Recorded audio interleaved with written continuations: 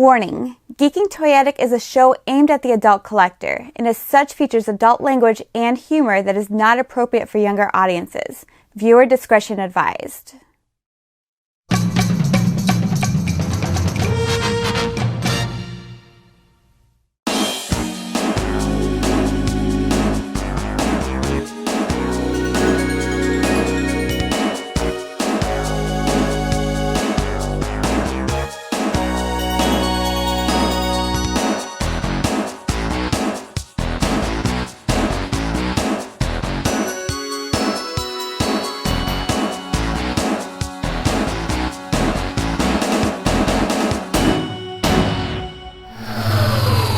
Welcome everybody to a special episode of Geeking Toyetic. I, of course, am your host, Larry Roberts, and on this show, I talk about all things toys, old toys, new toys, collectible toys, knockoff toys.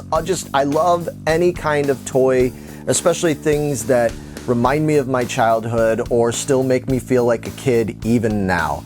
And in this episode, I'm not going to talk about a toy, but I'm going to talk about something that is very closely connected to the toy collecting world, and that is a magazine called Toy Ventures. Now, for people who have watched my channel before, Toy Ventures is nothing new to you. I've done reviews of past issues, and right out of the gate, this magazine was great. I really enjoyed it, and it honestly has gotten better and better with each issue. It's definitely become something that I really look forward to getting every time they announce the magazine has been shipped, and lo and behold, I have a shipment from Mr. Brian Heiler, the creator of Toy Ventures magazine. Now, anybody that knows Brian Heiler knows he's been involved in the toy hobby for a long time.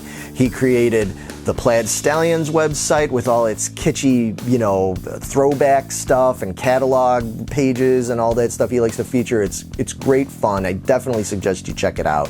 He's been part of the Mego community, a big part of the Mego Museum, and he's put out books. He's got a great book out about rack toys, all that stuff, but the one thing he hadn't done was a monthly or semi-regular magazine publication like those great magazines that we used to read back in the day, like, Tomart's Action Figure Digest and Lee's and all those kind of things. He created this Toy Ventures magazine specifically to feature less talked about, I guess, less featured, and certainly not as in-depth featured toy lines as we're getting here in these magazines now. So I have issue number 4 here of Toy Ventures, and I've been so excited to get this because the main feature in this issue is, yes, none other than monster toys. Now, I love monster toys, especially classic ones from like the 60s, 70s, early 80s and stuff. As you can see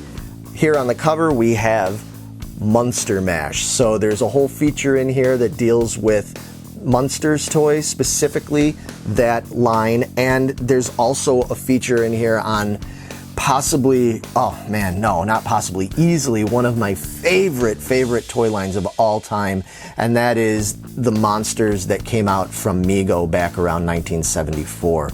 And Brian did some really in-depth research. He's also got other contributors, but I know that Brian did do the article about the official World's Greatest Monsters and everything, and he did a great job with that. The cover article about my favorite Munster toys was done by Corey Lachat, and indeed, man, Brian has taken on a bunch of really great new contributors to the Toy Ventures magazine, and it's just kept this so interesting and so incredibly in depth, man.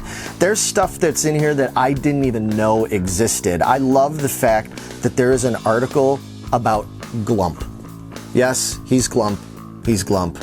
He hit my head. That's what it says. Much like the Presidents of the United States song. Is this love out of my head? I think so. Brian is a big fan of weird knockoff toys and just oddities, especially from the 1970s. There's so much cool stuff like that in here. There's Munster toys. I didn't even know some of these Munster toys existed. I know I've talked to people about the Munsters, and I've said, oh yeah, they didn't do a ton of merchandising for toys for the Munsters. Man, I was wrong. because there is a lot of it in here, and there's some really cool stuff that I never even knew existed, which is exactly why magazines like Toy Ventures is so essential, because even for as long as I've been in this whole toy collecting game, man, there's things I just didn't even know about. Like I said, when it comes to things like the Mego Monsters, there's some beautiful, beautiful pictures in here of all the different kinds. He shows all the different versions, because there was the Mego versions, Type 1, Type 2, Lion Rock, and then there was the Figures Toy Company versions that came out years later, and it's all in here side by side. Even things like the cool variations like the red-haired Dracula that was out there. I never knew for the longest time that thing even existed. This is so cool, and if you're into this kind of stuff, I mean, I know you can find a lot of information online, but there's something to be said for holding it in your hand and having it be this easily accessible to you, and really, really getting to just analyze and observe all these items so close like this. It's not the same thing as looking at it on a computer screen, honestly. At least it's not for me.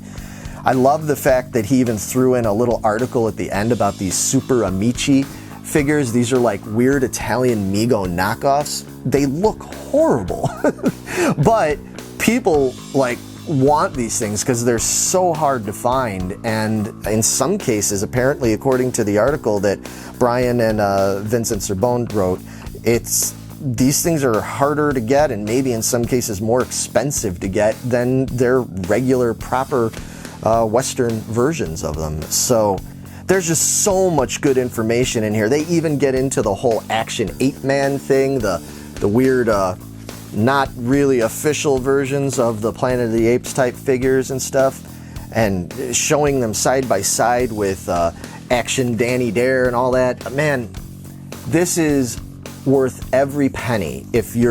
Even if you're not into collecting all of these lines, there's just so much cool stuff to learn and to look at. And toy collecting, I think people don't sometimes understand what a rich history it has, especially when you get outside of just the average like Mego and Kenner Star Wars and all that kind of, I guess we could call it more well-known mainstream stuff.